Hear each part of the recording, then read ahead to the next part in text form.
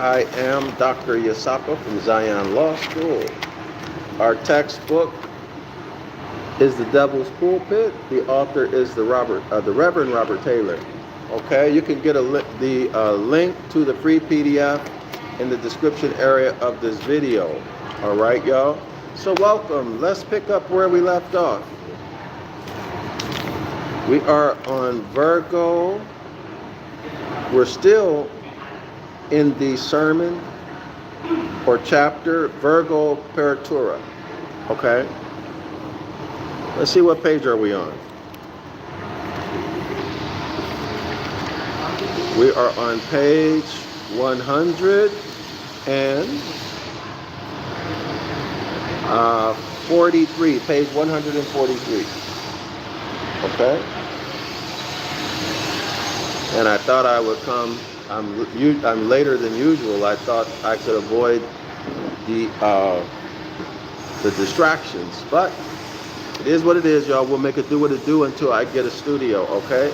Page 143. So we need to just do a short review, short but instructive review.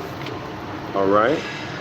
So when we began this chapter off, when the author began his sermon, he gave a list of questions, that a person who uses his or her brain, that a man or woman who uses their brain should ask, due diligence, should ask and get answers to before they accept something as true, and especially before they begin to incorporate it into their life and govern their lives by it. Okay, y'all? So these questions are due diligence or that information that you should obtain through the public record, through interviewing people. Of course, we cannot interview people.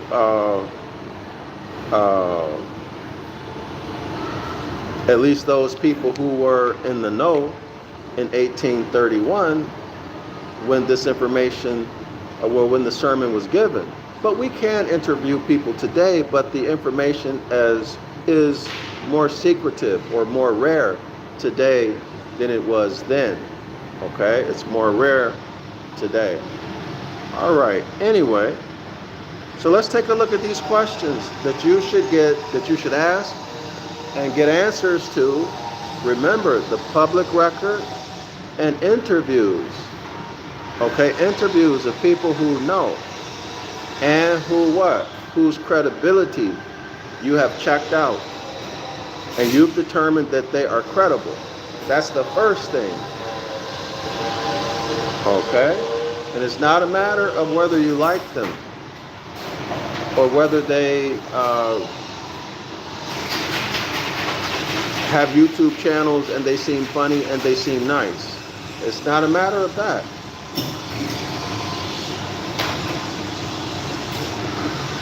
It's their credibility. All right?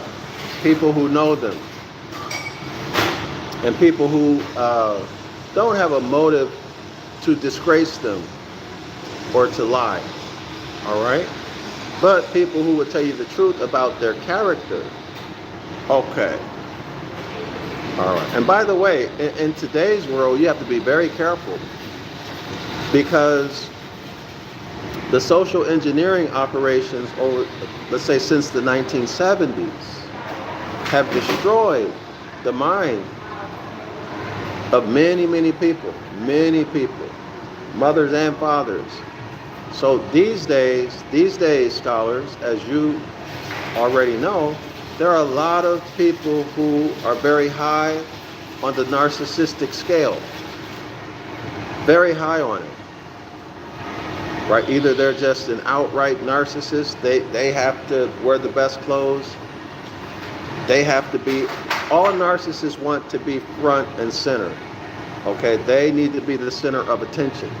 And anybody who threatens in their own brain, threatens them in terms of stealing some of their attention, or they think of it as stealing, getting attention that they should get, the narcissist will begin to attack that person, usually at the back, okay? But this is common now because of all of the operations that have taken place since the 1970s to destroy families and to destroy the psyche of boys and girls, men and women. All right? Y'all probably know what these factors are. If you don't, start researching narcissism. Okay, so there are some narcissists who are just right out front in your face. Let's say like a Donald Trump. People say he's a narcissist. I have no idea. But he's got to have the biggest plane, the biggest this, the richest, the da-da-da-da-da. But then there are some narcissists who are the reverse. Their way of doing it, they're called noble narcissists. Noble narcissists, or at least that's how I refer to them. These are people who put themselves out as being for the people. So they'll often lead a nonprofit. They'll often be the leader of a nonprofit organization, or a leader of a community organization, or something like that. Okay? And so they present themselves as being someone who only wants to help the people, self-sacrificing, etc. But this type of narcissist differs from a narcissist, let's say like a Donald Trump. And I'm not saying Donald Trump is a narcissist. This type of narcissist is very kind, polite, puts on a good show publicly. But behind closed doors, with his consort, with his masculine and feminine airs, with his kinfolk, he's a tyrant. Okay? A tyrant. But in either case, the narcissist wants to be the center of attention. Okay? And anybody who threatens that, the narcissist will destroy them. What I mean by destroy them, destroy their image in other people's mind. See, the narcissist begins to tear down their victim. Not to the front, but in the minds of other people, right? Destroy their reputation. Disgrace them, etc. Even smiling in that person's face, pretending like they like the person, but behind their back, they're talking Escheat, talking smack. But y'all go research it. This is common. So when you do your research, be aware of these personality types. So, and this is the last thing I'll say about it. Y'all remember Dr. Frances Cress Wellesley? And she talked about how whoever is pointing a finger at someone else, she said beware of them, because there are three fingers. One's pointing at the person, their target, but then there are three fingers pointing back at them. Three fingers pointing back at them. Okay, so y'all have to be very careful when you go out and you interview people to try to determine their credibility. All right, because unfortunately, these operations to destroy our families have been very successful. They've been very successful. Okay, so you're aware of it. So check the credibility before you give someone full faith and credit. Credibility of the person, the man or woman, him or herself, and then the credibility. That's the first thing. And then the credibility of anything that they say or write. All right? Okay. So if their personal credibility checks out to your satisfaction, then you check the credibility of their statements or their writings, verbal or written. All right, that's how it goes. Now let's take a look at these questions that the author put out on page 130. I'm not going to read every question. So these are the critical thinking questions. Y'all see? These questions are a demonstration of critical thinking. And we as a people, our ancestors, not those who were terrorized and tortured into adopting Christianity, but those of us who, those of our ancestors who had already accepted it, and they passed it down from one generation to the next.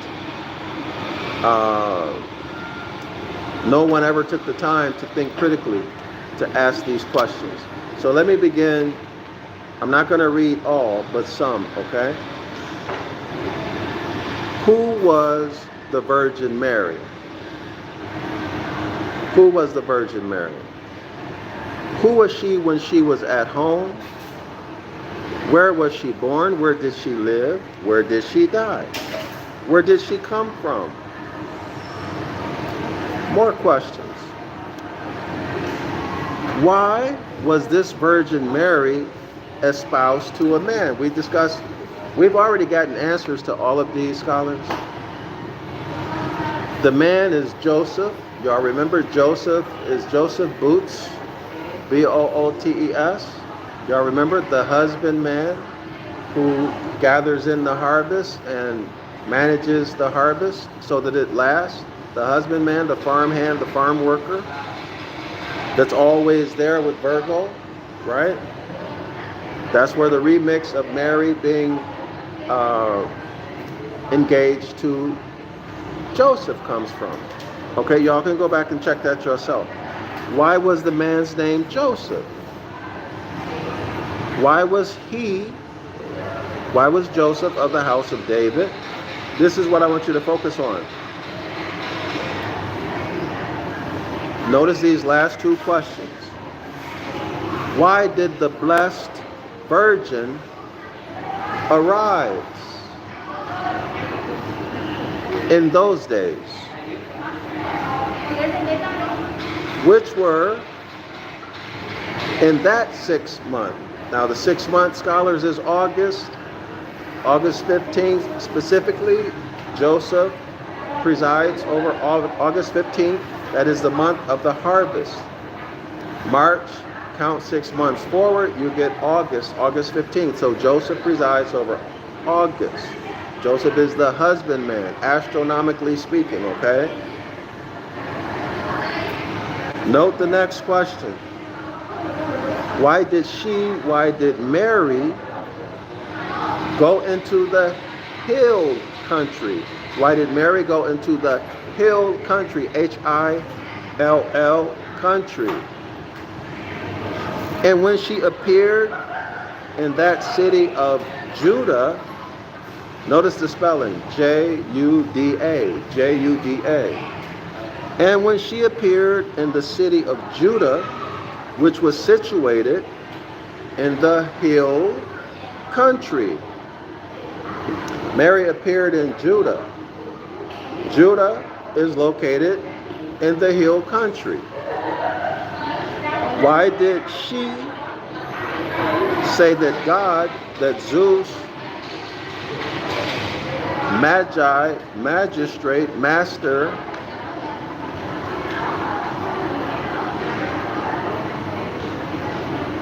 God, Zeus, Isus, Odin, Woden, had regarded that low estate of his handmaiden? Now, scholars, we've already answered the question about the handmaiden, right?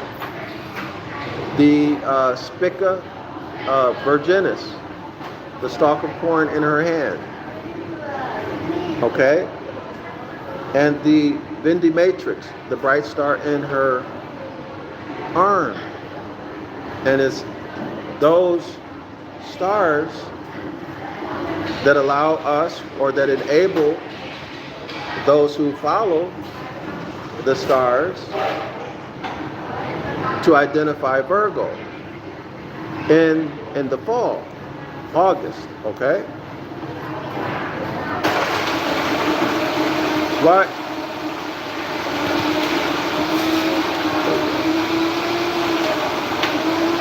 Hold on.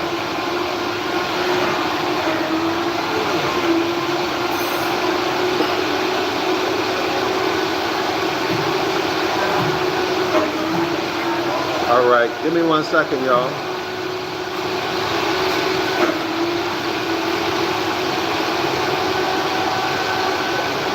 And why?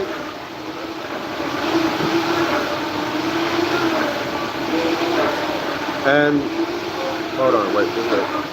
Let's let the noise go by.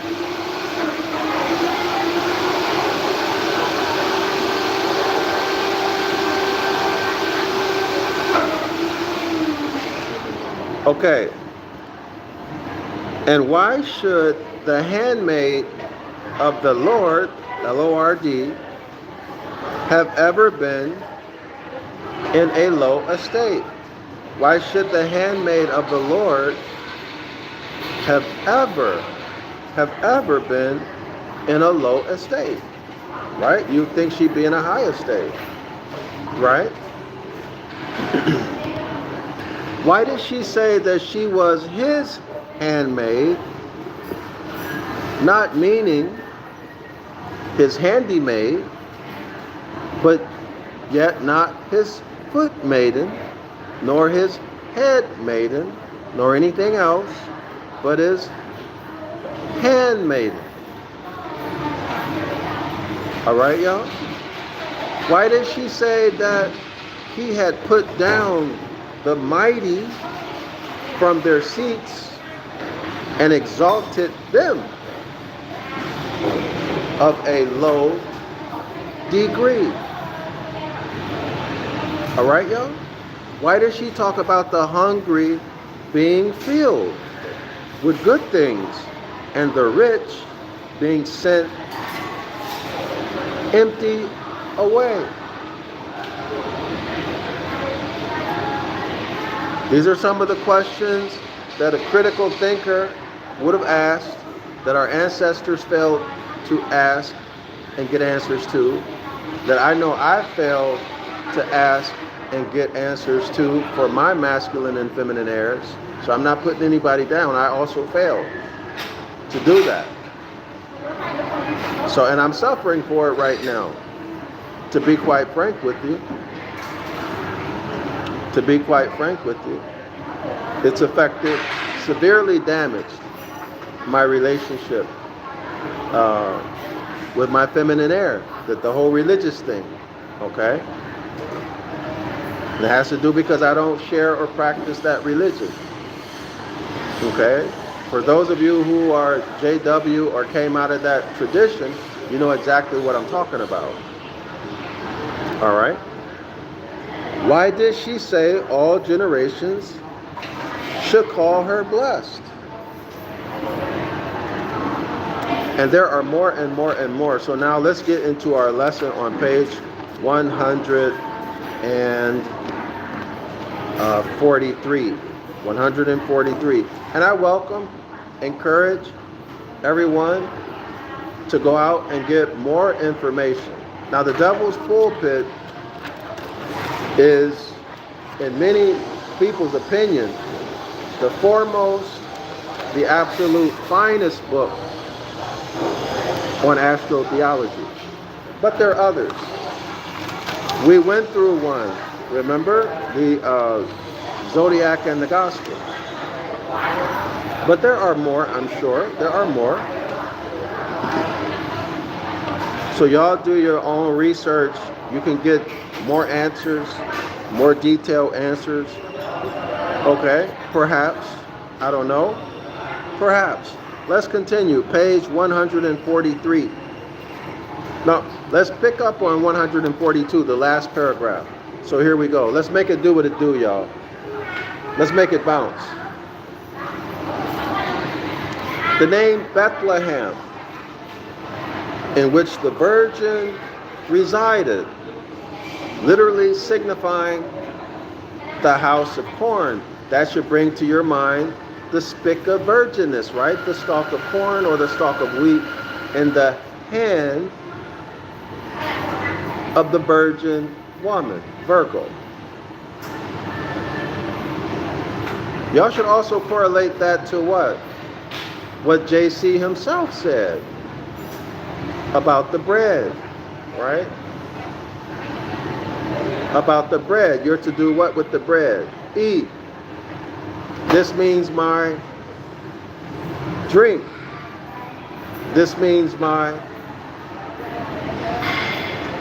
cornbread, wheat bread, the blood of the grape. So it wasn't cannibalism at all. It was not cannibalism at all. It was the product, the abundant yield that Mama Earth gave during the harvest in August, the 6th month. You pull in the wheat, you pull in the corn, all the corn that you want. And you make you some cornbread. You want that cornbread? Right? You get you a good woman, or call your grandmother over, she can cook. Make you some cornbread, right? I wish I could have some cornbread right now. Man, I wish I could have some cornbread right now. So you make you some cornbread. You know how the older generation, they would get those big, heavy black skillets. I know my grandmother had one. The big, black, heavy skillet. And they make that cornbread, y'all. I'm all the way over here in Vietnam. Y'all don't know what I would do for some fried chicken, some cornbread, and some grits. Y'all know them grits that those old ladies used to cook at church with the eggs? Oh my goodness. All right. And then, of course, the summer, the grapes. The grapes. You get the grapes. You press them, the vintage process, and you got your wine to last you the whole year. The wine, when you drink it, warms you up, especially red wine, y'all. Makes you feel warm in the cold. Now remember, the orientation is the north, the northern hemisphere. So that would be what? North America, right? So astrology, the orientation is always from the north. Why? Because there are 4 clearly defined seasons. Okay? Now, the point is this, and it's kind of off point, but the sun rays,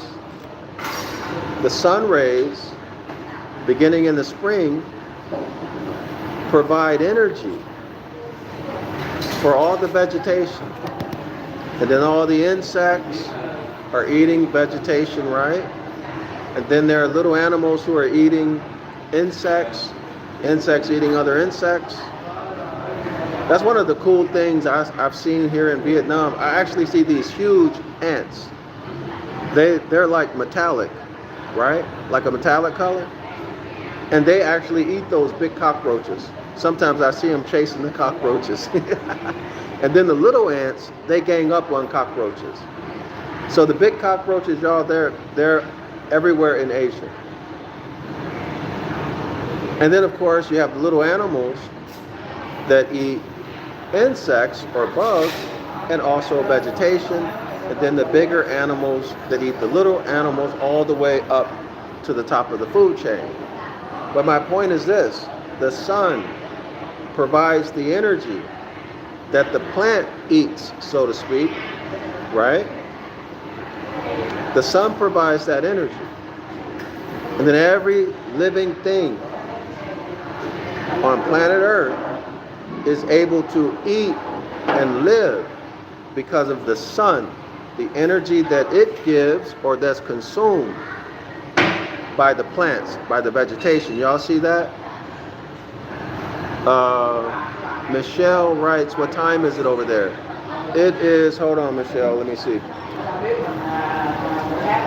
2:51 in the afternoon. It's Saturday here. Saturday, 2:51 in the afternoon in Vietnam. Okay? So I hope y'all can see how important the sun is.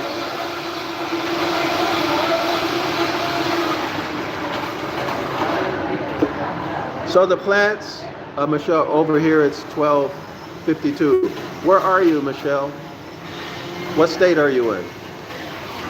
Or what part of the, where are you? Are you, actually, where are you anyway? Where are you on planet Earth? Oh, you're in Arizona territory. All right, okay. Welcome, Michelle, Shalawama and Islam. Okay, I'm affirming, acknowledging, how can I best say it? Well, you should already know what Islam and Shalawama is. I don't want to get off. If you don't, we'll talk about it later. But anyway, the sunlight gets consumed by the vegetation. Well, grapes are also vegetation, right? Y'all remember the verse in the Bible where JC says, I am the truth, the light. Some Bibles say I am the truth and the life. Others say I am the truth and the light. Right? I am the way, the truth, and the light or life. Anybody who wants to come through the Father must come through me. So the sunlight is the life. So the vegetation absorbs the light. Y'all got it? The grape absorbs the light. And as the sun, remember from June 21, the summer solstice, the sun begins to fall southward. And the nights become longer. Hence in the gospel, JC is being humiliated, slapped, and spat upon. Right? So darkness or evil is winning. The devil is winning. So what's happening here? So as the sunlight diminishes, the days get shorter, the grapes do what, y'all? When the amount of sunlight reaches that point where the grapes are no longer growing, you have a mature grape and the grape is ready for the harvest. Y'all got it? The grape is ready for the harvest. Because remember, there's a growth pattern starting in the spring, then the summer. We get to the summer solstice, and now things will begin to deteriorate. So the fruit will become ripe, and when they're ripe, the ripening occurs when they reach that point of maximum maturity, and now they're going to do what? Go on the decline. That's called ripening. All right, y'all. So the sunlight is absorbed in the grape, as I talked about in the other. Maybe it was one video ago, two. I don't remember. So the sunlight is the life in the grape. The absorbed sunlight is the life in the grape. The life is in the blood of the grape. But guess what? Our skin also absorbs the sunlight. So the plants have chlorophyll and they're green. We have melanin and we're brown. From vanilla, beige, with olive, black olive, right? Coffee mocha, whatever shade of brown, copper, burnt copper, okay? So the light is interacting with our melanin, and we're absorbing it. And then our melanin becomes activated, and it spreads out. That's why we get a suntan, because the melanin is active and it spreads out. Okay, so the sunlight is good. So we're sun people. So y'all see why now the life is in the blood? Everybody see that now? That's why the life is in the blood. But anyway, let's continue. Let's pick up where we left off. The house of corn. The name Bethlehem, in which the virgin resided, literally signifying the house of corn, and the name Joseph as literally signifying increase or abundance. Y'all got that? So Joseph's name signifies increase or abundance. But remember, also blessed. The blessed Virgin Mary also signifies abundance and increase. Y'all remember that? And it is the business of the husbandman to store up and take care of this increase, that abundance, the harvest. All right? As it is in the month of August, that the earth brings forth her increase. And God and Zeus, Odin, Woden, Jupiter, Apollo, Magi, Magistrate, Master, Elohim. What else can we say? I mean, there's so many. Actually, any significant man or woman would also be a what? Elohim. Transitive verb or verb transitive, however you want to say it. This word God, y'all know that there is a, well, never mind. Let's not go off in that direction. Even our God, our Zeus, etc., doeth give us his blessing. And why has the church, note y'all, why has the church, the Catholic Church, fixed the great festival of the Assumption of the Blessed Virgin Mary on the 15th of August? And that of her nativity on the 8th of September. Now, September is the 7th month, the last of the 7th months, right? Because October is the beginning of the winter months. Okay? So September is the last month of the kingdom of God. The beginning of the kingdom of God, or the kingdom of the heavens rather, is in March. So from March, count 7 months forward. That's September. Those months are the kingdom of the heavens. So now you know what the kingdom of heavens is. That's when the sun is ruling. Okay? All right. So as you will see in your almanacs, farmers' almanacs, even of the present year. Now remember, y'all, there was a time back in 1830, back in the 1830s, everybody had a farmer's almanac. All right, everybody governed their life based upon nature. That was the whole purpose of the farmer's almanac. When you should plant, what you should plant, where you should plant it, how you should plant it. Very harmonic with nature. All right, now let's continue. So the question is, why are these celebrations celebrated on August 15th and September 8th? So we should already know it's going to have something to do with astrology, right? The Assumption of the Virgin Mary is fixed on the 15th of August because at that time, because on the 15th of August, the SUN sun is so entirely in the constellation of the Virgin. Okay, y'all, so here's Virgo. Here's Virgo. The sun is entirely in Virgo. So if you're looking from the earth, here's the sun and here's Virgo. All right? So that's how it looks. The sun is entirely in Virgo. Remember, the sun enters a constellation at 30 degrees, hence Jesus started his ministry at 30 degrees, and it exits the constellation at 33 degrees, hence Jesus was crucified, or he died at 33 years old. All right, y'all? Let's continue.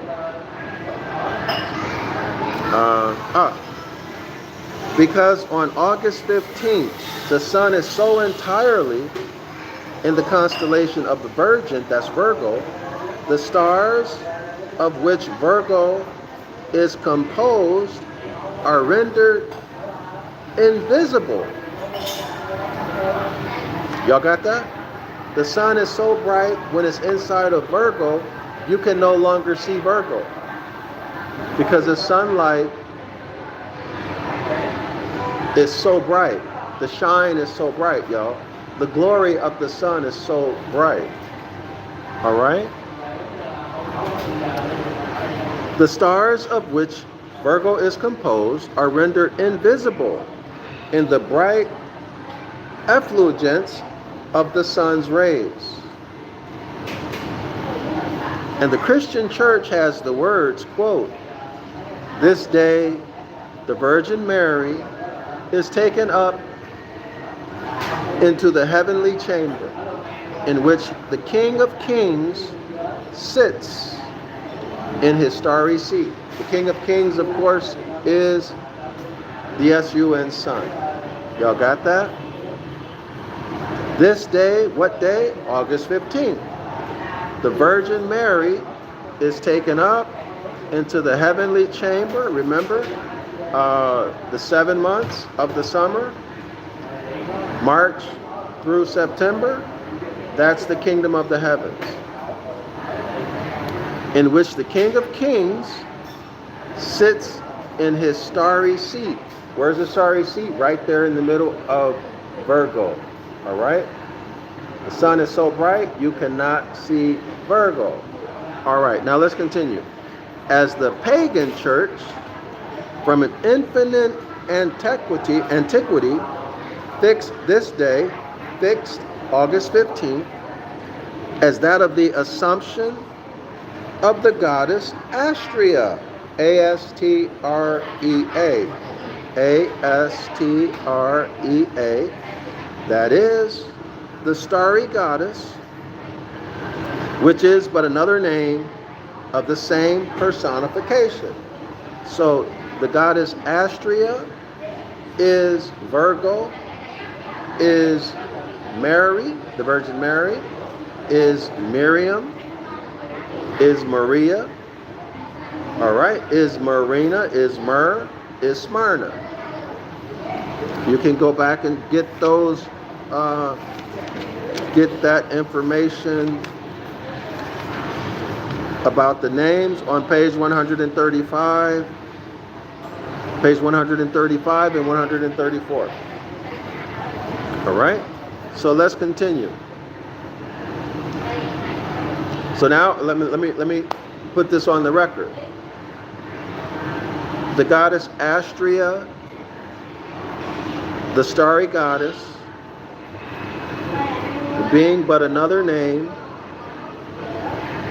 of the same personification, the Virgin Mary, the constellation Virgo, is another evidence that Christianity is paganism.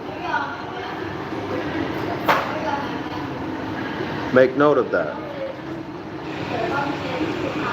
But about 3 weeks afterwards, so y'all count 3 weeks from August 15th. What date do you get in September? But about 3 weeks after August 15th, the sun having passed on, remember the sun enters into every constellation, so it enters into Virgo, and then it moves, it starts to exit Virgo. So now we are, did he say 15? How many days? 8 days. I forgot, hold on. 3 weeks. I was way off. But 3 weeks after the sun is right there, deep in Virgo, 3 weeks later, it's exiting Virgo. Let's continue. The sun, having passed on, went through Virgo.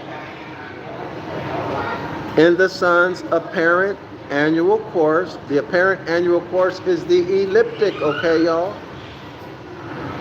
The apparent annual course is the ecliptic of the sun toward the scales of September. The stars which compose the Virgin seem to emerge out of the sun's rays. So in other words, now that the sun has exited Virgo, all of a sudden you can see Virgo again, right? Now you can see Virgo again because the sun is no longer there. The sun is no longer outshining Virgo. In his apparent annual course toward the scales of September, the stars which compose the Virgin seem to emerge out of his rays, out of the sun rays, and begin again to be visible to the naked eye. All right, is it clear? When the sun leaves Virgo, now you can see Virgo again. For that reason, and for none other, for that reason and no other reason, y'all, the church has fixed the festival of the Nativity of the Virgin on the 8th of September. So the 8th of September is 3 weeks after the sun leaves the middle of Virgo. 3 weeks after August 15th, you can see Virgo again. So that's the what? That's the birth, or the nativity rather, of Virgo. Astrological. Let's go. Let me give you the page number. Page 132. Page 132.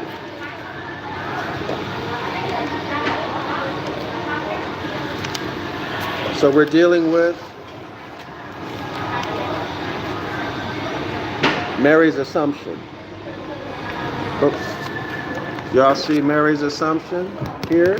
Mary's assumption. This is page 132. Look at my finger. August 15th. All right. And then Mary's nativity, September 8th. Y'all see it? All right. So we put that on the record. Okay. So now here you have evidence. You got a public record to these facts. All right.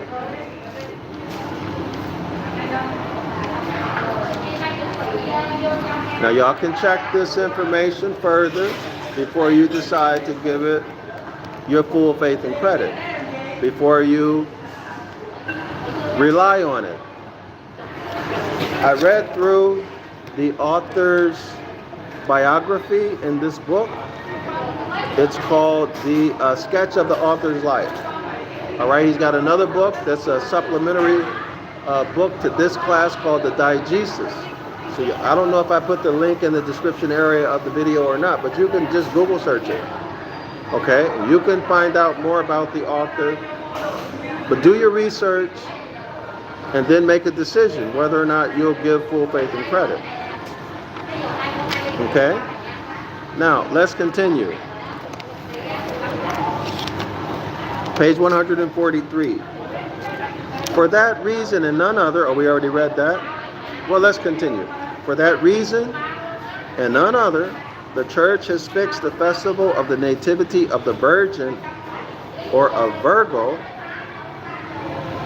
on the 8th of September. Every year, the 8th of September, all of a sudden you can see Virgo again. On August 15th, you can no longer see Virgo all the way until September 7th. You cannot see Virgo. The sun's light is too bright. Only on September 8th, you can see Virgo. All right? So that's Virgo's nativity. Now let's continue. So the ascension, y'all, let me state this. The ascension, the sun's ascension, according to the mythological story, would be when the King of Kings sits in his starry seat. That's having to do with the goddess Astrea. All right, now let's continue. And she was espoused, the Virgin Mary was espoused to the man Joseph.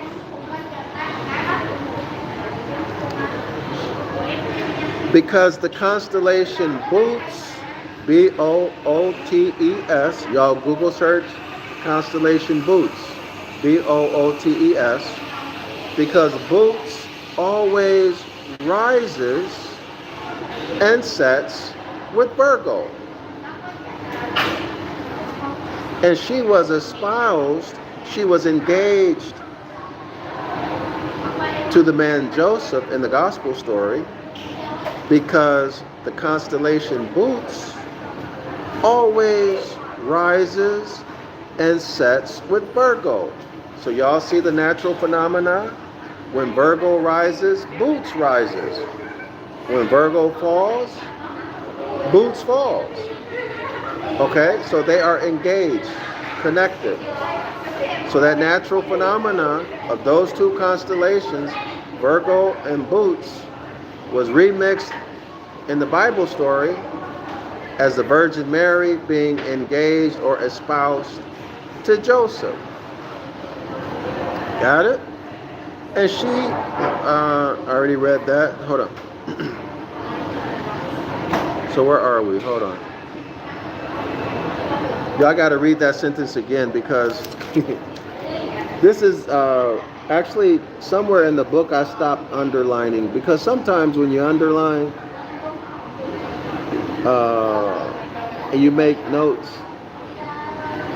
sometimes it's hard to go back and read through everything. Typically I would just read my notes. All of this makes sense to me, y'all. Maybe not to y'all, but to me it makes sense. Okay, so again, and she was espoused to the man Joseph, because the constellation Bootes always rises and sets with Virgo. With her, with Virgo, he comes up, with Virgo, Bootes comes up into the hill country. Y'all got that? With Virgo, Bootes comes up to the hill country, or into the hill country. So now, that was one of our critical thinking questions that we should ask, correct? Page 100 and, is it 30? Yes, page 130. So take a look, scholars. Actually, we have two critical thinking questions that were answered. Y'all see? About Virgo rising and the hill country. This is page 130. Okay? So, the question is, the critical thinking question is, why did the Blessed Virgin arise in those days? Well, now we know why she arose, right? We just read it. So why did she arise in those days, which were in that 6th month? That was August 15th. We got that answer. Why did she go into the hill country? Well, we just got that answer, right? Okay, now let's continue. Scholars, are you able to follow this? Are you following? Do you understand? Is it clear? All right. Okay, so with Virgo, Bootes comes up into the hill country, the upper or visible hemisphere. Bootes comes up to the upper or visible hemisphere. Okay? And with Virgo, and with her, and with Virgo, Bootes goes down into Egypt. That is, Bootes sinks below the horizon in the west. Bootes sinks below the horizon in the west. So if you were to look to the west, you would look over to the west, look all the way to the horizon, you would no longer see Bootes. you would know that what? Virgo has risen. But of course you could still see Virgo, right? But you cannot see Boots now. Okay, is that clear, scholars? So let me do that one more time. With Virgo, Boots comes up into the hill country, the upper or visible hemisphere, so you can see Boots. And with Virgo, Boots goes down into Egypt. Joseph and Mary did what, y'all? They went down into Egypt, right, y'all? That is, Boots sinks below the horizon in the west. Joseph and Mary went into Egypt, right? Remix of this astrological phenomenon. Okay? Virgo and Boots, they rise and fall together. The great star in the Virgin appearing on the eastern edge of the horizon. So the great star would be the Bindi matrix, appears on the eastern part of the horizon, whereas Boots is what?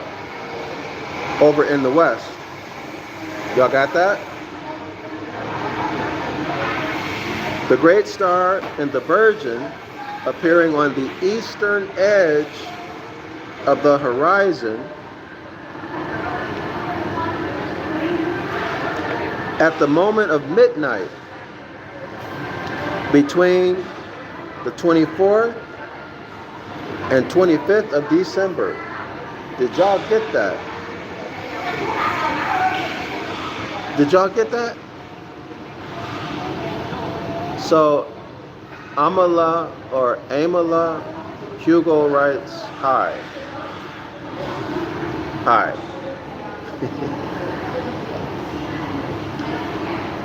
Do y'all see that? Listen, y'all. At the moment of midnight between the 24th and 25th of December, what's happening here? What happens at 12 o'clock midnight, the end of December 24th and the very beginning of December 25th? What happens here? Well, on December 21, 22, the winter solstice begins. The sun is at its lowest point in the southern part of space. And from the summer solstice, which is June 21, 22, the sun has been falling southward. December 21, 22, the sun stops falling southward and it moves horizontally, meaning that there's no shadow cast on the sundial for 3 days. So our ancestors, speaking metaphorically, said that the sun is dead. And doubting Thomas, remember, Thomas doubted whether we would ever see the sun again. Hence doubting Thomas. Y'all got it? But at 12 o'clock midnight, at the end of December 24, and the very beginning of December 25, the sun all of a sudden moves 1 degree, a full 1 degree northward. So the sun changes directions. So it was going from June 21, it was moving southward. Right? Now on December 25 rather, now the sun is moving northward. Y'all got that? So the sun is said to be resurrected, or Christ is born. Y'all got that? But also take note, at this very same time, the great star and the Virgin appearing on the eastern edge of the horizon, at that moment of midnight, between the 24th and 25th of December, when the SUN sun gains its first degree of ascension, was said to preside over his nativity and gave occasion to the fable, to the myth of Christ, i.e. the Son, being born of a pure virgin. Now you know. Now you know why Mary is said to be a virgin, the mother of Christ. Why? Because if you look over to the eastern horizon at the end of December 24, the very beginning of December 25, you'll see the bright star, the Bindi matrix, at the eastern horizon of space. Okay? And the SUN sun at that very moment ascends a full 1 degree northward. For the first time since June 21, 22, the sun now changes direction and is moving northward, and Christ is born. Y'all see it? Christ is born. Born what? Born of a virgin. Why? Because you can see the Bindi matrix on the eastern horizon of space at that exact moment. But you cannot see Boots in the west because Boots has now, what? Is below the horizon. Y'all got that? If you want me to read that again, put a 1 in the comment section and I'll read it again. If not, we'll keep it moving.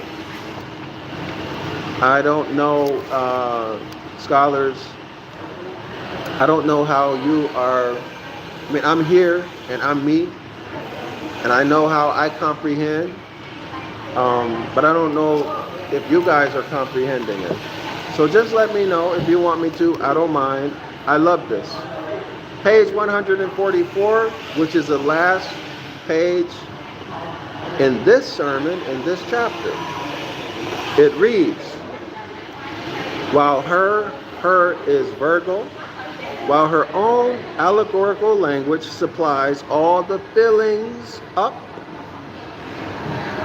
of the ingenious fiction, it is an ingenious fiction, right? The pure virgin, without any contradiction or absurdity. I would agree 100%. There's no contradiction in the configuration of the constellations that we just talked about. It's not absurd, is it? There's no contradiction. But when you deal with Bible doctrine, there's a lot of absurdities. There's a lot of contradictions. That's the author's point. So the astronomical or astrological solution or meaning neither is contradictory and it is not absurd. In fact, it is observable in nature.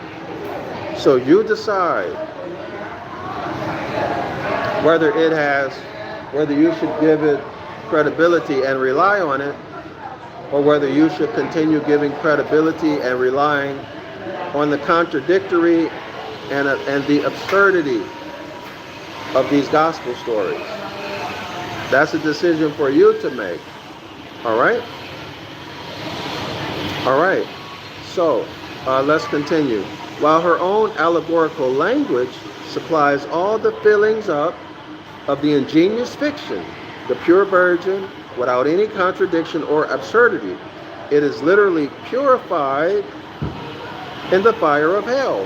Now, y'all should know that the fire of hell is September 29 is the opening of the gates of hell. December, the winter solstice, this is when the sun reaches its most southerly or lowest part of space. All right, so y'all know that evil and darkness occurs, evil And wickedness occurs in the dark, right, y'all? The wintry months are characterized by what? Long nights and short days. There's the evil and the darkness. Okay? The longest day of the year is December 21, 22, the winter solstice, which is characterized by what? Again, cold. So hell is actually the winter months. The bottomless pit of hell is December 21, 22, the winter solstice, right? It's a black bottomless pit. There's no bottom to space, as they say. Okay?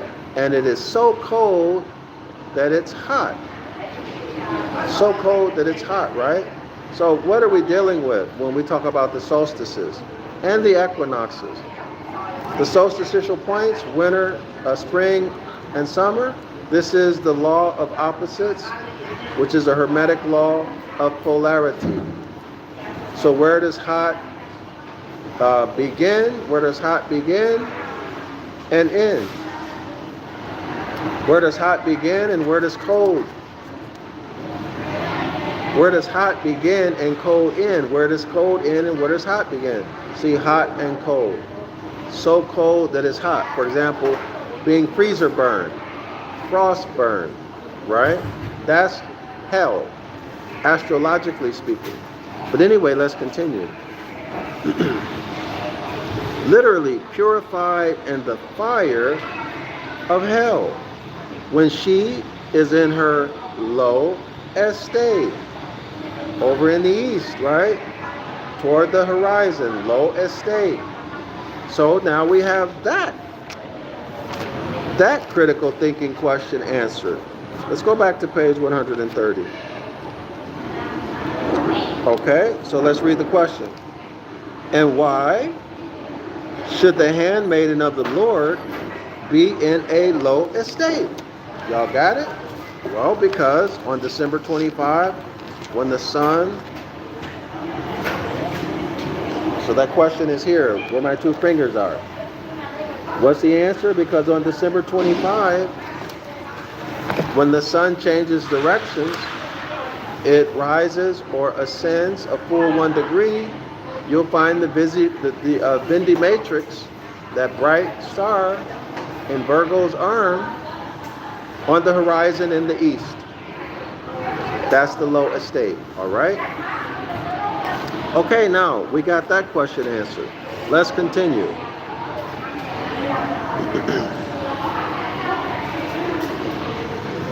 So hold on, y'all. Without any contradiction or absurdity, is literally purified in the fire of hell when she is in her low estate in February. So that continues December 25 through February.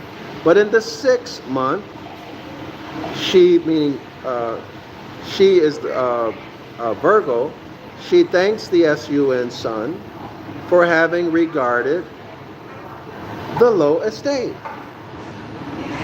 that she is dismayed with the hand. Y'all remember that?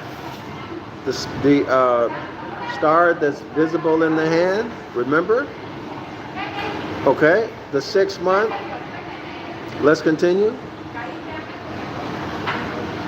That is, let me repeat that. That she, dismayed with the hand, had been in the low estate that she had been in when he was put down the mighty, i.e., the stars of the opposite constellation, from their seat and exalted or brought to the zenith. The zenith is the highest point that the sun will rise in the northern part of space. That's the summer solstice. Those that had been of low regard. So now the situation has changed. Y'all got it? He fills the hungry with good things as the lion of July. He is the sun, fills the hungry with good things as the lion of July, the lion of the tribe of Judah, called by Samson the eater, and herself in the 6th month, that's Virgo in the 6th month, are the fruitful and abundant months. Y'all got that?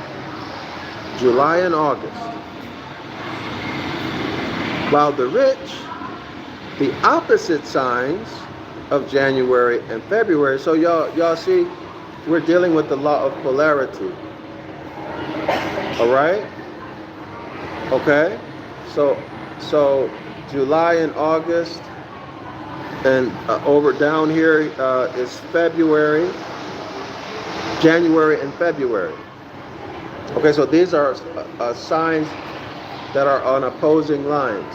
If you draw a straight line through, okay, each signs you can connect them by an imaginary line. So the Hermetic law of polarity, the law of opposites, gives you a lot of information as to how these signs are related. But that's another story. Maybe we get into that at another time. But let's continue here. He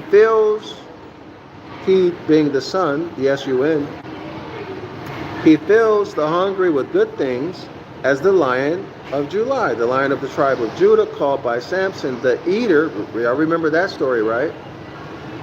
And herself, that's Virgo, in the 6th month, that's August, 6 counting from March, right? Because remember, according to modern astrologists, the natural year begins in March.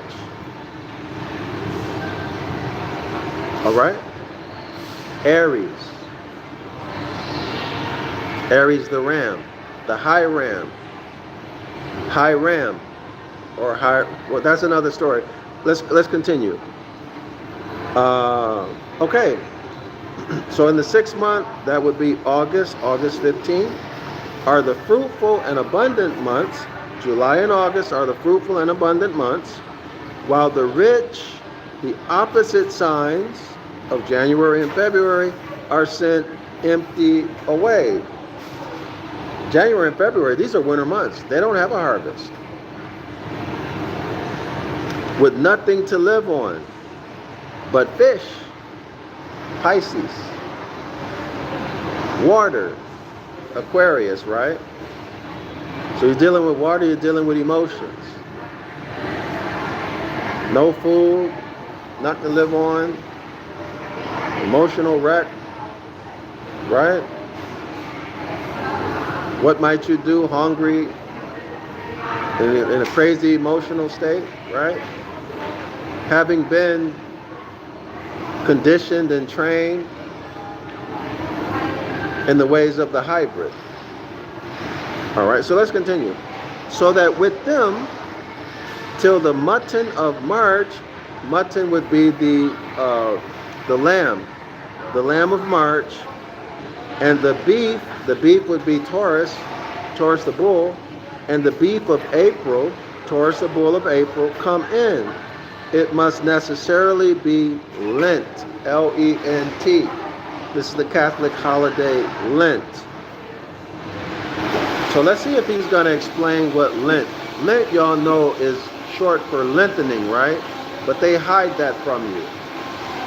Lent is a corruption or condensed form of Lent. Lent, as in long. Lent. Hold on, y'all.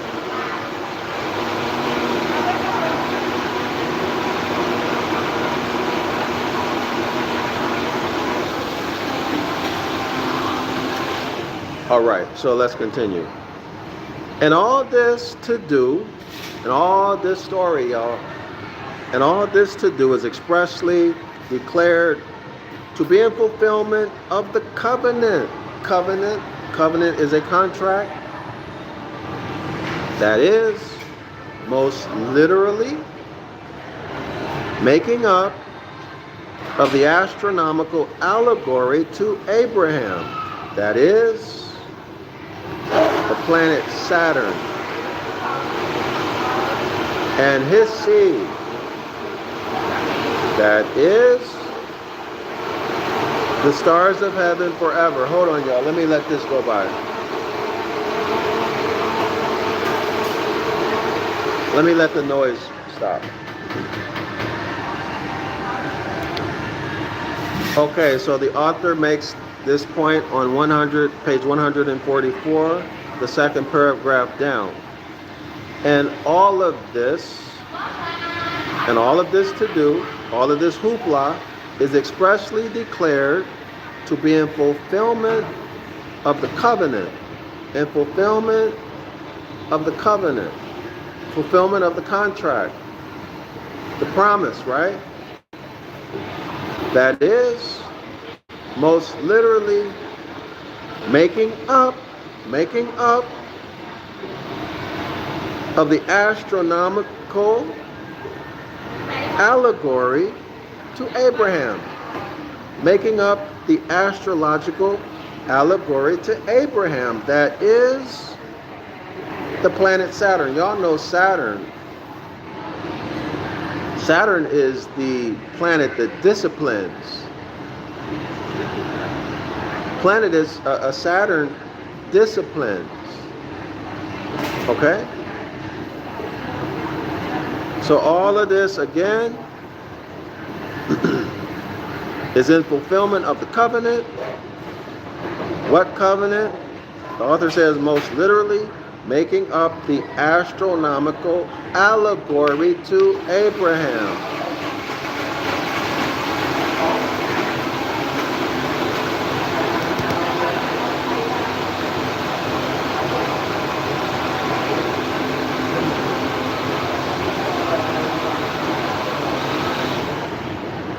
That is the planet Saturn and his seed. Remember Abraham and his seed, the promises, y'all, right? That is the stars of heaven forever. Thus, sirs, I have brought before you in this lecture a few in my other lectures. Now, isn't it interesting, y'all? He calls these conversations lectures. But look at what they are titled in the book. They're titled sermons. Sermons, that's religion, right? Religious connotation. Y'all see that? Now, I wonder why that is. So we have to pay attention to detail. So the author was not speaking religiously at all. So what's the motive of using the word sermon, a sermon, to open up every lecture, when the author himself says that he's giving lectures? Lectures, that's what? That's academics. There's no religion. Lectures, science. All right, y'all? So let's continue. Thus, sirs, I have brought before you in this lecture, not sermon, in this lecture, a few in my other lectures, very many of the principles that occult astronomical science, which lies hid under the riddle of evangelical fiction, with the force of demonstration which prejudice, hypocrisy, or madness may oppose, but reason cannot. Y'all got that? Prejudice may oppose what he brought forth. Hypocrisy may oppose what he brought forth. Madness, craziness may oppose what he brought forth. But reason does not and cannot oppose what he brought forth.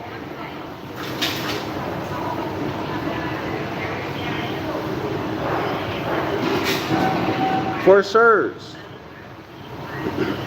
if reason, if truth, and the right of the cause were with those whom I oppose. He's talking about, who does he oppose? He opposes the liars, the priestcraft, the clergy, the Freemasons, all the other secret societies. That would include what?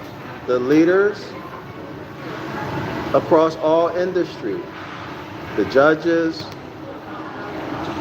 the prosecutors, right? The Sadducees and the Pharisees, the snake people, right? The offspring of vipers, the corporate leaders, the bishops,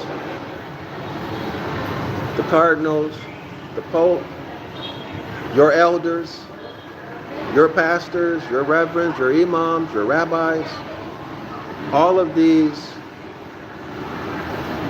secret society members who are up on this information, who know it, and they ain't telling you nothing. He opposes them. Okay? Although he at one time was a Freemason himself. That's how he got all of this information. Okay? So there may be some pastors and others who were at one time Freemasons and who left it. And congratulations to them.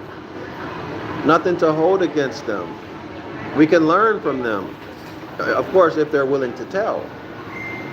Right? If they're willing to share what they know, we can learn.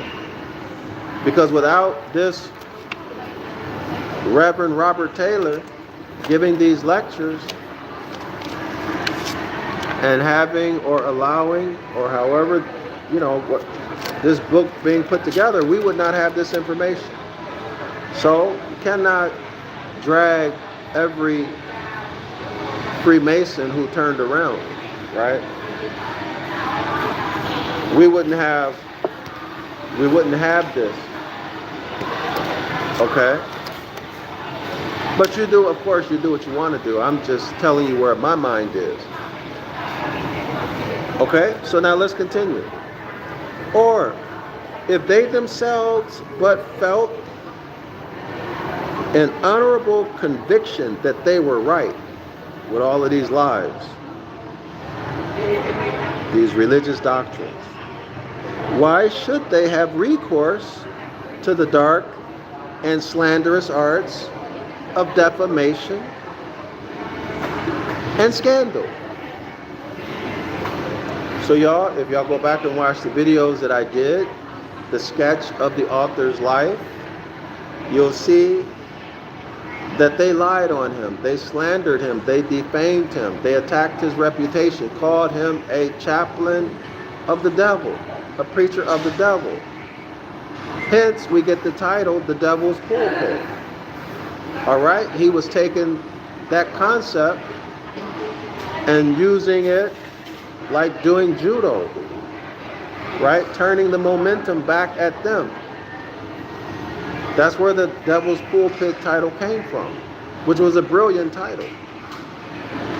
But this is what they do, y'all. So, I'm going to put me out there.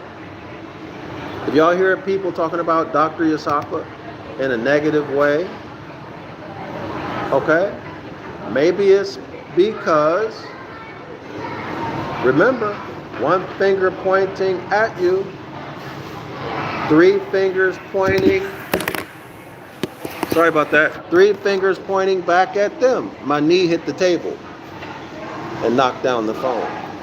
One finger pointing at you, three fingers pointing back at them. Okay? So that's an old play. That's a very old play. They've been using that play for centuries. Defame the person. Okay? Get the policy enforcers after the person. Turn the people away from that person. Call them, or what? Call them a liar. Call them a cheat. Call them a traitor. Call them a chaplain of the devil. Right? Say anything to get the people to think that you are bad, to think that you are an enemy, to think that you are against them. Y'all heard me? Let me read it again. Let me read it again. If they themselves but felt an honorable conviction. All right, so if they were honorable people, if they had a little inkling of honor in them, if they believed that they were right,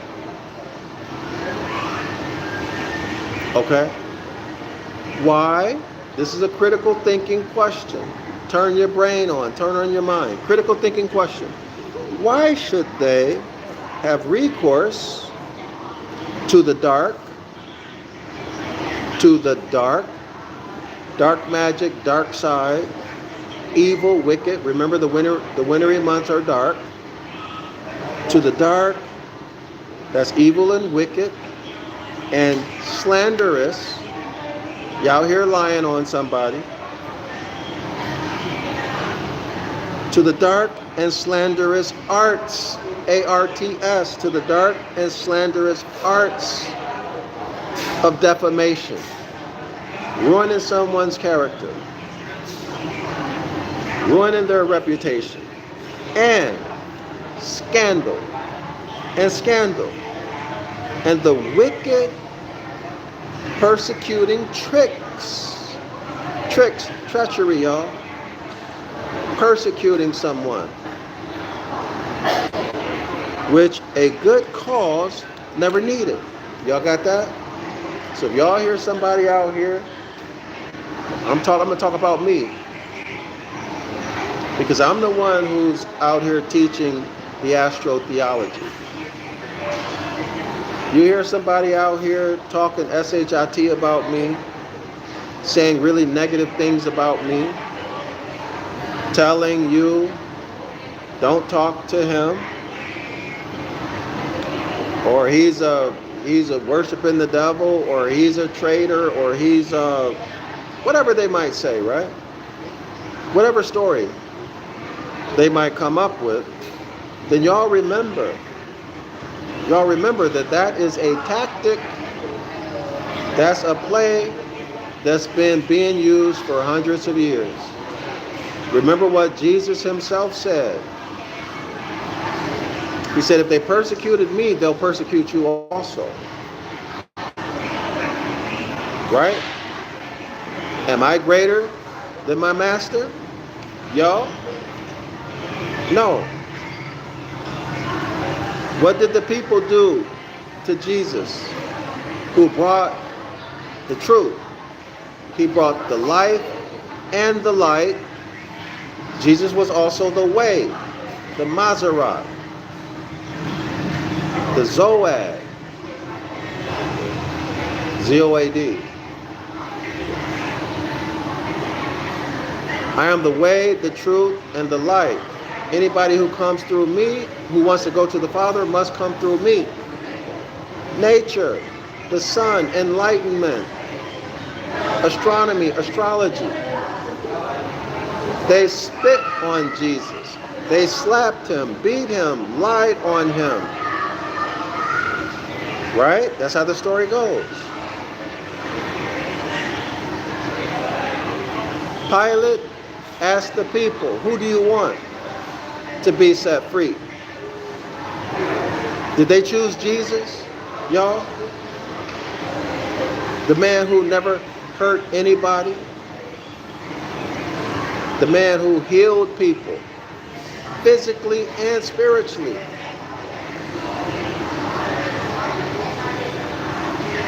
The man who the Sadducees and Pharisees lied on.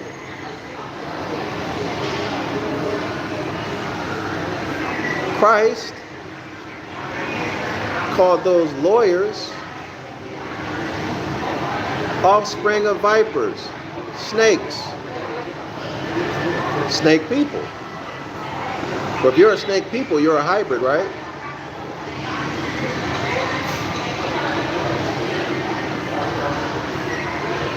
Who did they choose? Pilate said, who do you want me to let go according to your custom? Jesus, the King of the Jews? Or Barabbas? They said, impale Jesus and let Barabbas go, a known criminal, a career criminal. Why? Why? Because the truth hurts. The light hurts. You turn on this light that I'm sharing with you, and you see that your whole religious career, your whole religious journey has been you playing the fool. You being used, lived off of. Your entire belief system is challenged, right? As my friend says, the foundation, her foundation falls out.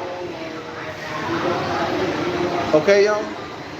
So people don't want to see, many people, they don't want to see this bright light. Most people don't want to see the bright light of truth. Okay? So they tend to what?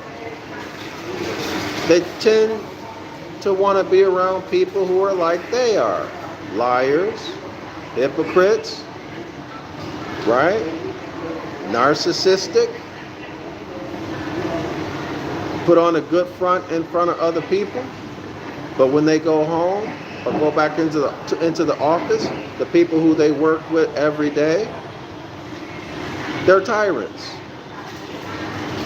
Okay? Or they have serious character flaws. All right, y'all? So y'all just remember that. Y'all remember that. There's a cost. There's a cost that comes with bringing this information forward to the people. The author tells you about how he was slandered, how he lost everything, and how he got locked up for 2 years for telling this information. Okay? Now, I don't know if anybody is doing this to me or not, but I'm just putting it out there in case it is happening. Okay? You have some insight. Anyway, let's continue. We just got a little bit more to go, and we will complete this sermon, this chapter. Well, let me emphasize this. If these religious leaders, and it doesn't have to be religious leaders, does it? It could be anybody. If they meant good, why would they be out here talking negatively about someone, especially someone they don't even know? Right? Especially if they start talking about God told them, or they had a dream, or they are prophetic. I'm prophetic, I know, I had a dream, God told me. Oh, you should look out. Remember, full faith and credit, credibility, public records, right? You have a basis for what you accept. Don't accept somebody telling you that they're prophetic or God spoke to them in a dream. That's the stuff that the preachers and the priestcraft does, right? To influence you, to put you under a spell, to curse you. Okay, now y'all, let's continue. If they're good people, they wouldn't be out here trying to turn people against someone else, whether they like that person or not. They would not do that. But a narcissist would. Okay, a narcissist definitely would. Or a Freemason who knows this stuff and they ain't trying to let you know it. They would do something like that, right? Anyway, let's continue. I'm tired of talking about that. So why should they brand me? This is the author speaking.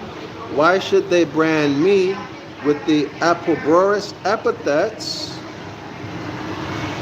to terrify men's minds from the pursuit of knowledge. So what he's talking, they call him the devil's preacher, the devil's chaplain. Don't go to the rotunda. This is where he was giving these lectures. They told him don't go.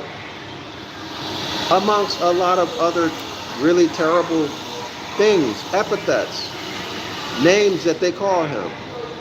Why is it that they dare not trust their hearers? Nay, nor themselves so much as to hear me. That's right. That's right.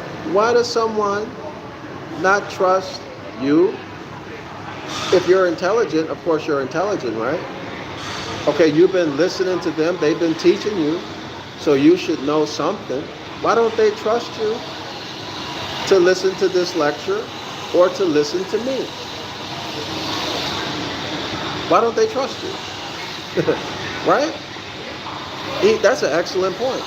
Why do they need to tell you, don't talk to the Reverend Robert Taylor, don't talk to Dr. Yasapa, don't watch his videos, don't go to the rotunda? Why would they need to do that? If they're telling you the truth, and if they don't have something that they don't want you to know, or if they don't have a personal vendetta against him or me. Critical thinking skills. Critical thinking skills. He continues, the author continues. Why is it that they dare not trust their hearers? So you're the hearer, their audience. Nay, nor themselves.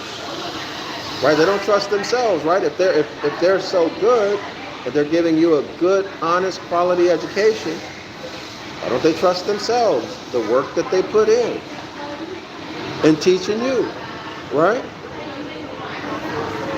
So much as to hear me, so much as to come to this YouTube channel, Zion Law School, and hear these lectures. Why don't they trust you or themselves or what they're teaching? Why do they feel like you're going to run away? Or you're going to get some information that's going to hurt you as though you're some kind of child? Or even to know what the nature of the argument is, or the nature of the argument. That's another excellent point. Why wouldn't you know? Why wouldn't they want you to know what the nature of the arguments are for and against the gospel? Why don't they want you to know that? You have to ask yourself that. Where is the problem? Where's the harm in you knowing the arguments? All right, y'all? Y'all studied, well, if you went to college, you studied Western civilization, you studied biology, right? You had to study about atheism, evolution, okay? You had to study history, which was a bunch of crap. The science is a bunch of crap. Okay? You studied all of that. But why ain't they telling you, don't study, don't go to college?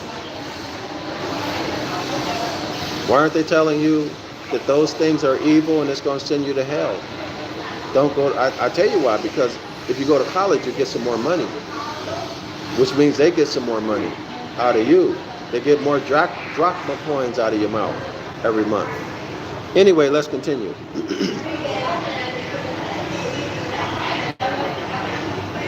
I deduce, let's continue. But that, like conscious bankrupts,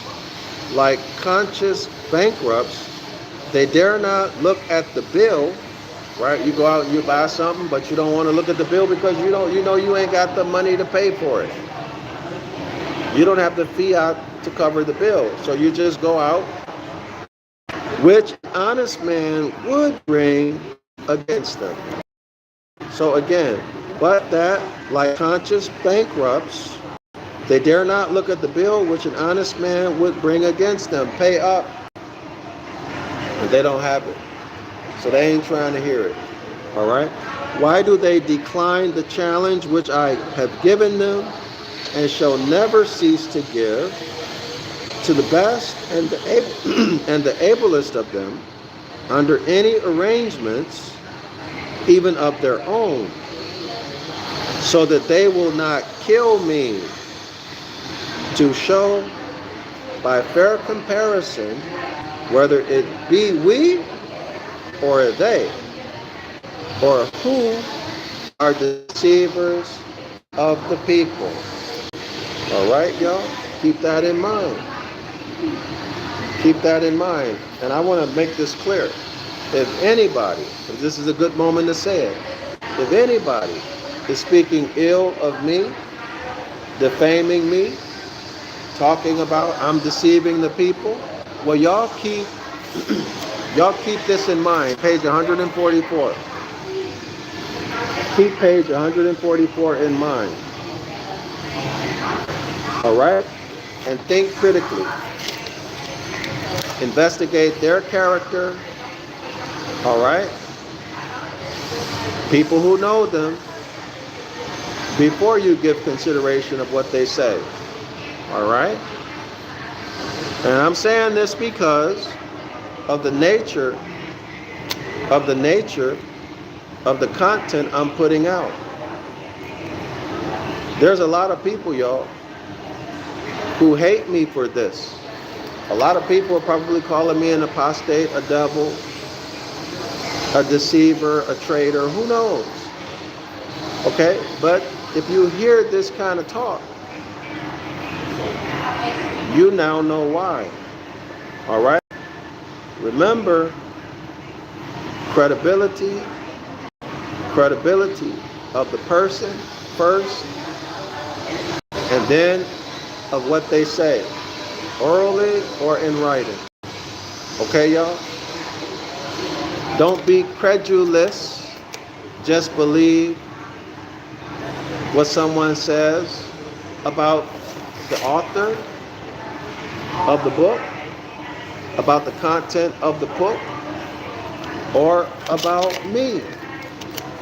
Don't be credulous. Don't just believe something.